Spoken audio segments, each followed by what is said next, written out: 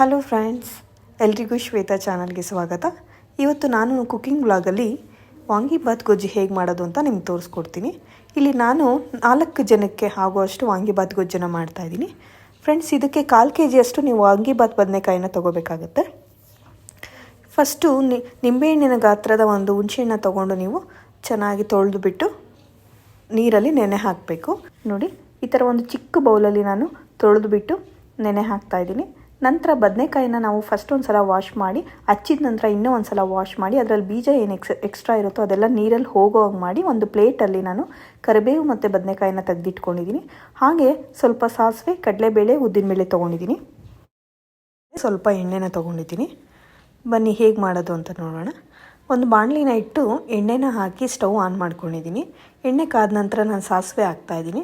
ಸಾಸಿವೆ ಸಿಡಿದ ತಕ್ಷಣ ಕಡಲೆಬೇಳೆ ಒಂದು 3 ಸ್ಪೂನಷ್ಟು, ಉದ್ದಿನಬೇಳೆ ಒಂದು 2 ಸ್ಪೂನಷ್ಟು ತೊಗೊಂಡಿದ್ದೀನಿ. ಫ್ರೆಂಡ್ಸ್, ನನಗೆ ಸ್ವಲ್ಪ ಹೆಚ್ಚಿಗೆ ಇದ್ದರೆ ಇಷ್ಟ ಆಗುತ್ತೆ. ನೀವು ನಿಮಗೆ ಕಡಿಮೆ ಇಷ್ಟ ಆದರೆ ಕಡಿಮೆ ಹಾಕ್ಕೊಳ್ಳಿ, ಇನ್ನು ಸ್ವಲ್ಪ ಬೇಕು ಅನ್ಸರೆ ಹೆಚ್ಚು ಪ್ರಮಾಣ ಹಾಕ್ಕೋಬೋದು. ನಾನಿಲ್ಲಿ ಒಂದು 3 ಸ್ಪೂನಷ್ಟು ಕಡಲೆಬೇಳೆ, 2 ಸ್ಪೂನಷ್ಟು ಉದ್ದಿನಬೇಳೆನ ತೊಗೊಂಡಿದ್ದೀನಿ.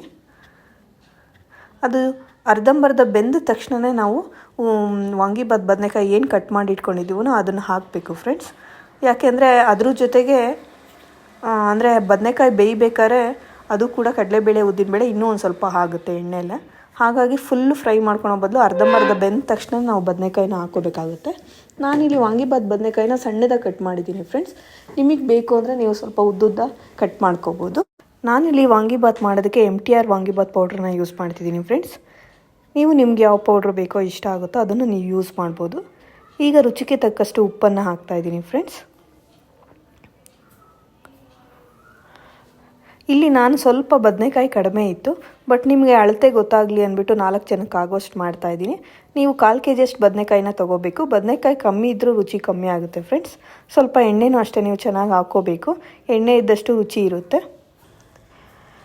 ನನಗೆ ಈ ವಾಂಗಿಬಾತ್ ಗೊಜ್ಜು ಹೇಳ್ಕೊಟ್ಟಿದ್ದು ನಮ್ಮ ಅಮ್ಮನ ತಂಗಿ ಜಯ ಆಂಟಿ, ನಮಗೆ ಚಿಕ್ಕಮ್ಮ ಆಗಬೇಕು ಅವರು. ಅವ್ರು ಹೇಳ್ಕೊಟ್ಟಿದ್ದು ಫೋನಲ್ಲೇ ಹೇಗೆ ಮಾಡೋದು ಏನು ಅಂತ ಹೇಳ್ಕೊಟ್ಟಿದ್ರು. ಸೊ ನಾನು ಮಾಡ್ತಾ ನನಗೆ ಹೇಗೆ ಅನುಕೂಲನೋ ಆ ಥರ ನಾನು ಹಾಗೆ ಸ್ವಲ್ಪ ಚೇಂಜಸ್ ಮಾಡಿಕೊಂಡೆ. ಇಲ್ಲಿ ಇದಕ್ಕೆ ಕೊಬ್ಬರಿ ತುರಿನ ಹಾಕಬೇಕಾಗುತ್ತೆ ಫ್ರೆಂಡ್ಸ್. ಇದನ್ನು ನೀವು ಮಿಕ್ಸಿಲಾದರೂ ಸ್ವಲ್ಪ ರುಬ್ಬಿಟ್ಟು ಲೈಟಾಗಿ ಹಾಕ್ಬೋದು. ಇಲ್ಲಾಂದರೆ ಈ ಥರ ಸಣ್ಣ ತುರಿ ಬೀಳೋ ಅಂಥದ್ದು ಏನಾದರೂ ಇದ್ದರೆ ಅದರಲ್ಲೇ ಸ್ವಲ್ಪ ಲೈಟಾಗಿ ಹಾಗೆ ತುರ್ಕೊಂಡು ಕೂಡ ನೀವು ಕೊಬ್ಬರಿ ತುರಿನ ಯೂಸ್ ಮಾಡ್ಬೋದು. ಅದು ವಾಂಗಿಬಾತ್ ಬದನೆಕಾಯಿ ಬೇಯೋ ಅಷ್ಟೊತ್ತಿಗೆ ನಾನಿಲ್ಲಿ ಕೊಬ್ಬರಿನ ರೆಡಿ ಮಾಡ್ಕೊತಾ ಇದ್ದೀನಿ. ಕೊಬ್ಬರಿ ತುರಿನ ನೋಡಿ, ಈಗ ಅರಿಶಿನ ಹಾಕ್ತಾಯಿದ್ದೀನಿ. ಅರಿಶಿನ ಫಸ್ಟ್ನೇ ಹಾಕಬಾರ್ದು ಫ್ರೆಂಡ್ಸ್. ಸ್ವಲ್ಪ ಉಪ್ಪು ಹಾಕಿ ಸ್ವಲ್ಪ ಸಾಫ್ಟ್ ಆದಾಗ ನೀವು ಅರಿಶಿನ ಹಾಕಬೇಕಾಗುತ್ತೆ. ಅರಿಶಿನ ಹಾಕಿದ ತಕ್ಷಣ ನಾನು ಇಲ್ಲಿ ಖಾರದ ಪುಡಿನ ಯೂಸ್ ಮಾಡ್ತಾಯಿದ್ದೀನಿ. 1 ಸ್ಪೂನ್ ಖಾರದ ಪುಡಿನ ಹಾಕ್ತಾಯಿದ್ದೀನಿ. ಹಾಗೆ ಈಗ ವಾಂಗಿಬಾತ್ ಪೌಡ್ರನ್ನ ನಾನು ಹಾಕ್ತಾಯಿದ್ದೀನಿ. ಈ ಥರ ಟೀ ಸ್ಪೂನಲ್ಲಿ ಒಂದು 6 ಟೀ ಸ್ಪೂನಷ್ಟು ನಾನು ವಾಂಗಿಬಾತ್ ಪೌಡ್ರ್ ಯೂಸ್ ಮಾಡ್ತಾಯಿದ್ದೀನಿ ಫ್ರೆಂಡ್ಸ್.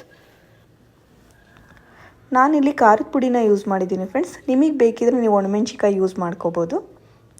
ಹಾಗೆ 1 ಸ್ಪೂನ್ ಸಕ್ಕರೆನ ಹಾಕ್ತಾಯಿದ್ದೀನಿ. ನಿಮ್ಗೆ ಇದು ಇಷ್ಟ ಇಲ್ಲಾಂದರೆ ಸ್ಕಿಪ್ ಮಾಡ್ಬೋದು.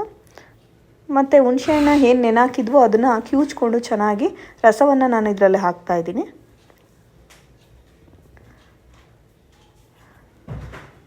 ನೀವು ಇದಕ್ಕೆ ಇನ್ನೊಂದು ಸ್ವಲ್ಪ ನೀರು ಆ್ಯಡ್ ಮಾಡಿ ಹಾಕಬೇಕಾಗುತ್ತೆ ಫ್ರೆಂಡ್ಸ್. ಯಾಕೆಂದರೆ ಕುದ್ದಿ ಇನ್ನೊಂದು ಸ್ವಲ್ಪ ಅದು ಗಟ್ಟಿ ಆಗುತ್ತೆ. ನೀರಿನ ಅಂಶ ನಿಮಗೆ ಯಾವ ಥರ ಬೇಕು ಅಂತ ನೀವು ನೋಡಿದ್ರೆ ಗೊತ್ತಾಗುತ್ತೆ. ನೋಡಿ, ಇವಾಗ ಗಟ್ಟಿ ಇದೆ. ಅಷ್ಟು ಗಟ್ಟಿ ಇದ್ದರೆ ಇನ್ನೊಂದು ಸ್ವಲ್ಪ ಚೆನ್ನಾಗಿ ಕುದಿಬೇಕು. ಸರಿ ಹೋಗೋಲ್ಲ, ಅದು ತಳ ಹತ್ತುತ್ತೆ. ಹಾಗಾಗಿ ಸ್ವಲ್ಪ ನೀರನ್ನು ಹಾಕಬೇಕಾಗುತ್ತೆ. ಇನ್ನೊಂದು ಸ್ವಲ್ಪ ಅದು ಹಾಕಿ ಚೆನ್ನಾಗಿ ಮಿಕ್ಸ್ ಮಾಡ್ಕೊಂಡ ನಂತರ ಒಂದು 2 ಮಿನಿಟ್ಸ್ ಹಾಗೆ ನೀವು ಲಿಡ್ ಕ್ಲೋಸ್ ಮಾಡಿ ಬೇಯಿಸಬೇಕು ಚೆನ್ನಾಗಿ. ನಾನು ಫಸ್ಟ್ ಟೈಮು ನನ್ನ ಕಸಿನ್ನು ವಾಂಗಿಬಾತ್ ತಿನ್ಸೋದಕ್ಕೆ ಬಂದಳು ಫ್ರೆಂಡ್ಸ್. ನಾನು ಆಗ ನನಗೆ ತಿಂದಿಲ್ದಿದ್ದ ತಿಂಡಿಗಳನ್ನ ನಾನು ತಿನ್ನೋದಿಲ್ಲ. ನಮ್ಮ ಅಮ್ಮ ಮಾಡ್ತಾಯಿರಲಿಲ್ಲ ಈ ಟಿಫನ್ನು.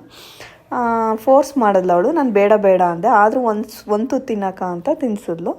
ಆಗಲೂ ನನಗೇನು ಅಷ್ಟು ಇಷ್ಟ ಆಗಲಿಲ್ಲ. ಬಟ್ ಇದಕ್ಕೆ ಏನೇನು ಹೇಗೆ ಮಾಡ್ತಾರೆ ಅಂತ ನಾನು ಆಂಟಿ ಹತ್ರ ತಿಳ್ಕೊಂಡ್ಮೇಲೆ ನನಗೆ ಇಷ್ಟ ಆಯಿತು. ನಾನು ಟ್ರೈ ಮಾಡಿದೆ. ಇವಾಗ ನನಗೆ ತುಂಬ ಫೇವ್ರೇಟ್ ಈ ತಿಂಡಿ. ನೋಡಿ, ಈ ಟೈಮಲ್ಲಿ ನಾವು ಈ ಏನು ತುರಿದಿಟ್ಕೊಂಡಿದ್ವಂತಹ ಈ ಕೊಬ್ಬರಿ ಮತ್ತು ಕೊತ್ತಂಬರಿನ ನಾವು ಮಿಕ್ಸ್ ಮಾಡ್ಕೋಬೇಕು. ಚೆನ್ನಾಗಿ ಒಂದು ಮಿಕ್ಸ್ ಕೊಟ್ಬಿಟ್ಟು ಇನ್ನೂ ಒಂದು 2 ಮಿನಿಟ್ಸ್ ಚೆನ್ನಾಗಿ ಬೇಯಿಸಬೇಕು ಫ್ರೆಂಡ್ಸ್. ಇದು ಸುತ್ತ ಎಣ್ಣೆ ಬಿಡೋವರೆಗೂ ನಾವು ಬೇಯಿಸಬೇಕಾಗುತ್ತೆ. ಯಾವುದೇ ಗೊಜ್ಜಾದರೂ ಅಷ್ಟೇ ಸ್ವಲ್ಪ ಸುತ್ತ ಎಣ್ಣೆ ಬಿಟ್ಟರೆ ಚೆನ್ನಾಗಿ ಆಗಿದೆ ಅಂತ. ಅದು ಒಂಥರ ರುಚಿ ಕೂಡ ಚೆನ್ನಾಗಿ ಹೆಚ್ಚಾಗಿರುತ್ತೆ. ನೀವು ಮೊದಲೇ ಆಫ್ ಮಾಡಿದ್ರೆ ಅಷ್ಟು ರುಚಿ ಇರಲ್ಲ. ನೋಡಿ ಫ್ರೆಂಡ್ಸ್, ಚೆನ್ನಾಗಿ ಸುತ್ತ ಎಣ್ಣೆ ಬಿಡಬೇಕು. ಹಾಗೆ ಅಲ್ಲಿವರೆಗೂ ನೀವು ಚೆನ್ನಾಗಿ ಕುದಿಸ್ಕೋಬೇಕು. ಒಂದು 2 ಮಿನಿಟ್ಸ್ ನೀವು ಹಾಗೆ ಲಿಡ್ ಕ್ಲೋಸ್ ಮಾಡಿ ಸಣ್ಣಗೆ ಮಾಡಿಬಿಟ್ಟು ಬಿಟ್ಟರೆ ನೋಡಿ, ಇದು ಹಾಗೆ ಕುದೀತಾ ಕುದೀತಾ ಎಣ್ಣೆ ಬಿಡ್ತಾ ಇದೆ ಆಲ್ರೆಡಿ. ನೋಡಿ ಈ ಥರ, ಈ ಹಂತದಲ್ಲಿ ನೀವು ಗೊಜ್ಜು ರೆಡಿ ಇದೆ ಅಂತ ಆಗ ನೀವು ಸ್ಟವ್ ಆಫ್ ಮಾಡ್ಕೋಬೋದು. ನೋಡಿ ಈ ಥರ ಇರುತ್ತೆ ಗೊಜ್ಜು. ನೀವು ಇದಕ್ಕೆ ಡೈರೆಕ್ಟಾಗಿ ಬೇಕಾದ್ರೂ ಅನ್ನ ಹಾಕ್ಕೋಬೋದು, ಇಲ್ಲಾಂದರೆ ಸಪ್ರೇಟ್ ಅನ್ನನ ಕಲಸಿ ಗೊಜ್ಜು ಏನಾದರೂ ಮಿಕ್ಕಿದ್ರೆ ಕೂಡ ನೀವು ಸ್ಟೋರ್ ಮಾಡಿ ಇಟ್ಕೋಬೋದು. ಇಲ್ಲಾಂದರೆ ಎಷ್ಟು ಬೇಕೋ ಅಷ್ಟು ಅನ್ನನ ನೀವು ಹಾಕಿ ಕಲಿಸ್ಕೋಬೋದು. ನಿಮ್ಮ ಇಷ್ಟ, ನೀವು ಹೆಂಗೆ ಅನುಕೂಲನೋ ಹಂಗೆ ಮಾಡ್ಕೋಬೋದು ಫ್ರೆಂಡ್ಸ್. ನೋಡಿ ಗೊಜ್ಜು ರೆಡಿ ಇದೆ. ಟೇಸ್ಟ್ ಚೆನ್ನಾಗಾಗಿತ್ತು ಫ್ರೆಂಡ್ಸ್, ನೀವು ಕೂಡ ಟ್ರೈ ಮಾಡಿ ನೋಡಿ. ಈ ವಿಡಿಯೋದಲ್ಲಿ ಏನಾದರೂ ತಪ್ಪಿದರೆ ಕ್ಷಮಿಸಿ ಫ್ರೆಂಡ್ಸ್. ನಾನು ಒಂದು ಕೈಯಲ್ಲಿ ಮೊಬೈಲ್ ಇಟ್ಕೊಂಡು ಇನ್ನೊಂದು ಕೈಯಲ್ಲಿ ಅಡುಗೆ ಮಾಡ್ತಾಯಿದ್ದೀನಿ. ನನಗೆ ಇನ್ನೂ ರೂಢಿ ಆಗಬೇಕಿದ್ದು. ತಪ್ಪಿದರೆ ಕ್ಷಮಿಸಿ.